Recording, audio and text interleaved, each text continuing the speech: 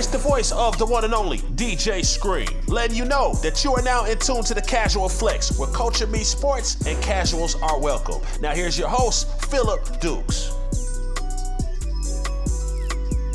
Yo, welcome to another edition of the Casual Flex. I am your host, Phillip Dukes, aka Dukes the Scoop, and make sure you hold on one second. I got a special guest host. Come on, Cam. My name is Cam Dukes. Follow my dad on YouTube. Cameron Dukes. Close the door, Cam. Father. Silly kid. But yeah, make sure you follow me on Instagram and Twitter at Dukes D Scoop. And make sure that you like and subscribe. Hit that button down there. He is so excited. Thank y'all. All right, so let's get into it. A huge weekend for Auburn recruiting-wise. A lot of visitors on campus. And what I want to talk about today is the Hugh Freeze impact and what is going on at Auburn recruiting. Auburn got multiple recruits this weekend on campus and got some commitments. A really, I guess, eclectic bunch. And what do you mean by that, Deuce? You got multiple guys. You had offensive linemen, you had corners, you had a wide receiver, you had a quarterback, defensive lineman, a little bit of everything. I think you had everything on campus but a linebacker. Where Auburn is right now, I think that the allure of playing time is going to be super important. And I think that you're getting guys on campus that can come in and make an impact instantly. And Auburn's roster has a lot of turnover. You got guys going into the portal. I think you got maybe eight or nine guys going to the portal, which is good considering that you got a team like Arkansas that has like 18 guys. Texas A&M may have as many as 20. Auburn has done a good job of recruiting some guys that they know they need to play. And as far as the guys going out, I don't think there are as many impact players. You do lose Tank Bigsby to the NFL, but outside of that, I think you're keeping a lot of the good, and now you're trying to add on to it. Hugh Freeze has had such a big impact, and I think the biggest thing that he has done has been circling the block and finding some guys that the previous staff was evaluating and going ahead and making offers. Like, hey, you want to come to Auburn? We need you, and we're going to find a place for you. And you're seeing this had immediate results. You got a guy like Sylvester Smith, a safety who was committed to Tennessee that flips. You had an offensive lineman, Tyler Johnston, decommits from Texas Tech, comes on over to Auburn. He's now a 4-star on some recruiting sites. So that's another big one. You had two of the top JUCO tackles in the country on campus. I think you get at least one of those two. And I think that understanding the roster and knowing that Auburn cannot afford to be too picky, you got to get guys that want to come to Auburn. You got to get some local guys, which I think Sylvester Smith was huge as far as kind of putting that fence back around Alabama, being competitive for guys in the state of Alabama. It'll help you not just in this class, but next year, the year after next, when you've got guys who are already at Auburn from the state of Alabama. I think you can't. I think it's not a price that you can put on that for making Auburn a destination school. I think that Auburn has always been in a great location. It's always been a place that had a great brand. It's somewhere that you can win a national championship. A lot of teams in the SEC just haven't won national championships. You got Ole Miss and Mississippi State, and I think Tennessee only has one, if I'm not mistaken. Maybe they have. I don't follow them as much as I follow Auburn. Georgia, just as much as Georgia is doing, they could be on their way to their third. But before last year, that was their first national championship since 1980. So being a program where you have the resources, where you can be successful, having a guy who has the personality to go into high schools and make people feel comfortable, I think you can't put you can't put a price on that. And I think that Hugh Freeze is doing a heck of a job. As far as signing day, a lot was said about Auburn actually taking the commitment for Sylvester Smith, and what does that mean for a guy like 4-star safety Terrence Love, who's currently committed, who was on a visit to Georgia Tech this past weekend. And I don't think it has any bearing on that. I think that Terrence Love will end up in the class. I think him and Smith play two different positions. I think Smith is more of a field safety or a free safety, and Love is more so of a guy who can come up in the box. He has the size to play linebacker if he wanted to, but has the speed to be a free safety. So you meet right in that middle at that strong safety, that field size safety. And I think that it does nothing but make the class stronger in the secondary. Ron Roberts, who likes to run a 4-2-5, you got to have guys who can be multiple, who can play both safety spots, who can come down and assist in the run game, who don't have to come off the field regardless of what the set is. So I think that Auburn is going to take a lot of DBs. I think they'll offensive line. I think they're going to take maybe 8 to 9 guys. So you already have a quarterback who been successful, who started a lot of games in Robbie Ashford. I think bringing in competition only makes Auburn stronger. I know that Hugh Freeze has the ability to adjust his offense towards the talent that he has. So if you end up with Robbie Ashford, you're still okay. If you get a guy like Devin Leary, if you get a guy like Grayson McCall, who we're not sure is going to be able to play based on does he have the correct academic requirements, or does Auburn offer what is needed in order for him to become a part of the class, remains to be seen. I think you'll be fine at quarterback based on what Hugh Freeze can do. But what I really like is the fact that Hugh Freeze is saying we got to have guys. And not being too picky, but understanding where he is. I think that next year, I think that you see Auburn in it with way more of the top guys in Alabama. I think that the 24 class is another loaded class.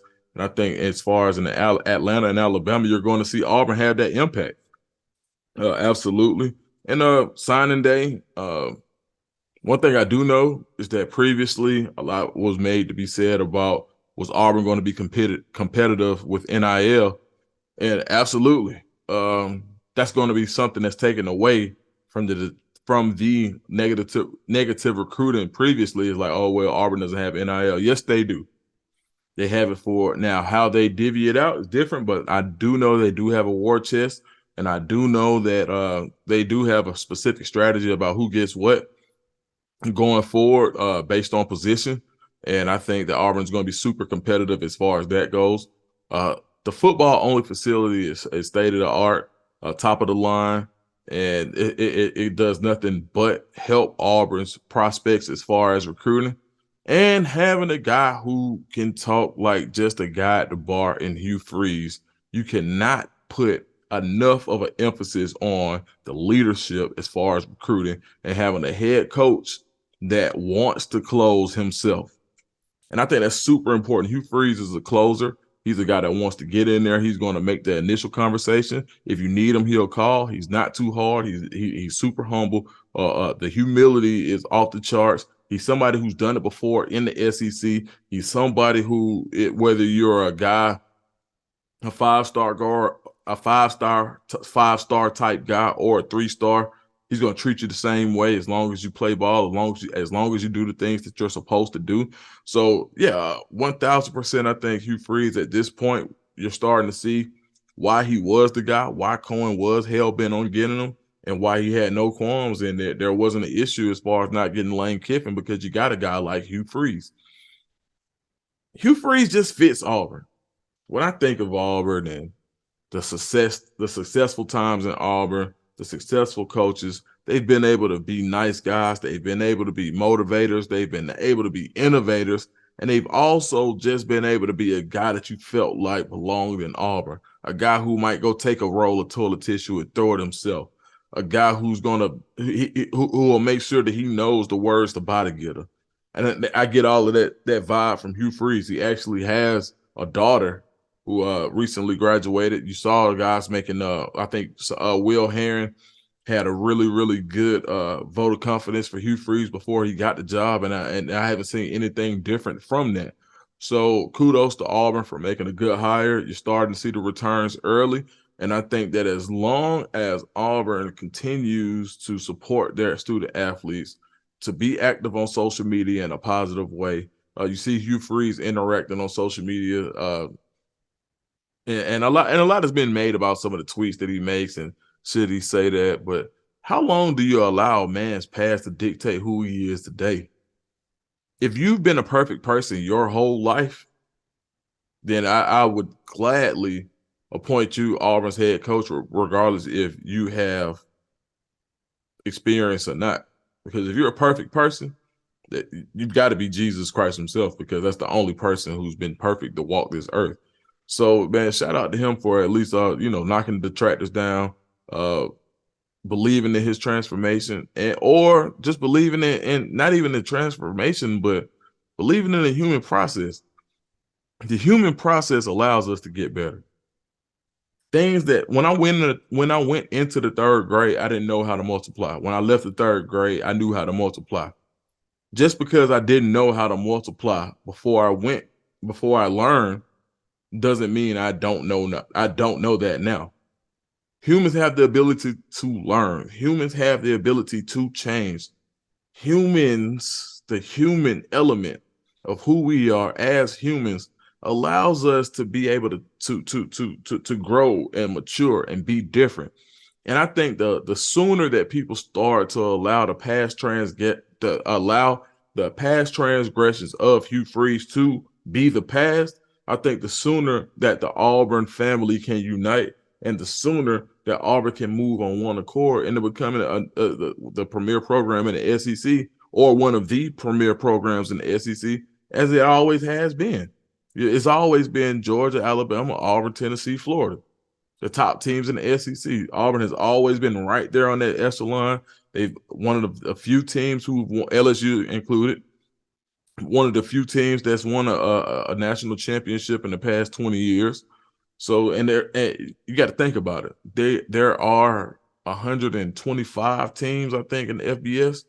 And I think maybe in the past 20 years, maybe 10 or 9, maybe even 8 teams have won a national championship.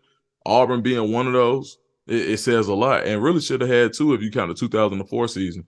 So kudos to Auburn staff and the powers that be, and John Cohen, the president, Roberts, and most importantly, the fan base, for allowing Hugh Freeze to come in, be himself, supporting him publicly, and allowing him to get out here and get you some guys who want to come to Auburn men that want to be there, want to make an impact. And I think those are the type of guys that you'll be able to get a lot more out of. I was talking to Jason Caldwell, one of my colleagues from Auburn 24/7, and he made the point that you want guys that want to be at Auburn, because those are the guys that are going to go the extra mile. Those are the guys who aren't going to feel like you owe them something for being at Auburn, or that, hey, I'm doing you a favor, I could have went anywhere else. The guys that want to be at Auburn are the guys that you kind of want to focus on, the commitment, the commits that are there. You don't just go find another guy and say, okay, you're not a commit anymore. No, the guys that want to be in Auburn, for the most part, if they line up to what you want to do schematically, those are the guys that you got to make sure have a home in Auburn. And one of the reasons that I think Auburn will be successful going forward. All right. Y'all know him from Atlanta. You know him from the A. And what I want to talk about right now is the Atlanta Falcons. We blew it. We blew it, y'all. We lost to the Saints. We got swept by the Saints. Do you know how hard it's going to be to go through this week if you know somebody from Louisiana? If you know a Saints fan this week and you're a Falcons fan, I want you to do one thing. One, buy you some AirPods. They can be AirPods, headphones, whatever it is. And when you see that person, put them on and turn up the music as loud as you can, because they are going to be talking your head off, talking all kinds of trash, all kinds of mess about the Saints, the sorry Saints, who ain't no better than us, but they were better than us for about 3 minutes this year total. within 2 games, and they were able to pull out 2 victories. So shout out to the Saints. Y'all did win, but man, it's almost like, I mean, this year, who's counting this year? Because at the end of the day, the NFC South is so bad. The Bucs lost again. The Saints sorry. The Panthers sorry. And the Falcons are sorry. I mean, the Bucs, Saints, Panthers, and the Falcons are all sorry. Whoever goes to the Super Bowl out of those, whoever goes to the playoffs out of those 4 teams, they will not, like the NFL, not for long. They won't be there. So you put Desmond Ridder in the game. I warned about that early on because I didn't really want to mess up his psyche. You put him in my opinion, one of the worst situations you could put him in, which was to go on the road to a rival. But he did all right. I mean, he did all right. The last interception was not his fault. It actually was a good pass. Rookie wide receiver Drake London, who was having a great game. I wouldn't say great, a good game. A productive game, let's say that. He was having a productive game and couldn't come down with the catch. It bounces off of him, or he gets stripped, or he turns the ball over on the drive when the Falcons could have been tying or taking the lead. And that was that. So, in my opinion, what do I think the Falcons need to do? If I'm the Falcons, I wait. It's not like you're going to get that far this year, no way. I'm not saying go ahead and lose these games, but go out, put on a good showing. Go get your quarterback of the future in the draft this year. Go get your pass rusher of the future if he's not already on the team. Go get some guys to help solidify this team. Go into free agency and bring some talent in. Get some depth. Get some guys who know how to win. Get some playoff experience. And then regroup with the same offensive scheme, with the same defensive scheme that we saw, because at the end of the day, when you look at the Falcons roster, do you see a Super Bowl team? I mean, do you? Because at this point, we feel like we still have a bad taste in our mouth from 28-3. That's what I just call it 28-3. Not yet. We still got a bad taste in our mouth from that. So with that being said, you gotta have some guys that know how to win in those games. And now we see, Matt Ryan. Don't let me get too far off subject, but poor Matt Ryan. Why you say that, Dukes? He now is the owner, as quarterback, of the biggest comeback loss, as the biggest blown lead of the biggest blown lead in the Super Bowl, and the biggest blown lead in NFL history, Matt Ryan. Matt Ryan has done a lot of good things. Matty Ice, this your boy. And you know I always rode with you, Matt. Matt, go on, hang it up, Matt. It's over, dog. Go on, hang it up, dog. It's okay. You played well. Man, you got a lot of golf to play. Go take care of them babies, man. Hang out with your family. But don't keep going out here making more history. Because the Colts can't go to the playoffs. Let them play Ellinger from Texas. And I don't know if he's hurt. Let them play somebody. But whatever it is, Matt, just go enjoy it, man. You had some great seasons. I can't take that kind of heartbreak for you. I can't take it for you, dog. You know what I'm saying? That's hard. I hate to have that stain on your name, Matty Ice. I remember when you came in your rookie year and you threw the 18-yard out to Michael Jenkins and beat the Bears. I said the guy's special. You know, everybody wanted Jake Long. He ended up going number 1 overall to the Dolphins. I think it's a 2008 or 2009 NFL draft, one of those two. But, man, you had a great career, man. You've been playing for a long time.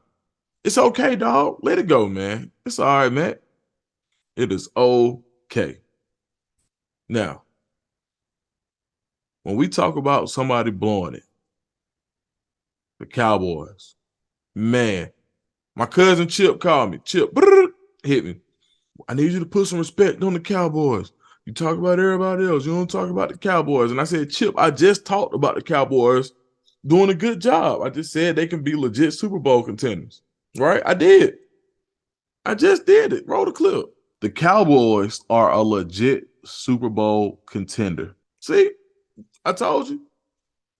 But what did they do today? Laid an egg against Jacksonville. Now, don't let me take anything away from Jacksonville because Peterson got them playing. Trevor Lawrence looked all right today. Zay Jones catches 3 touchdowns, which probably wrecked a lot of people in daily fantasy football. But if you had Zay Jones, you probably won some money today.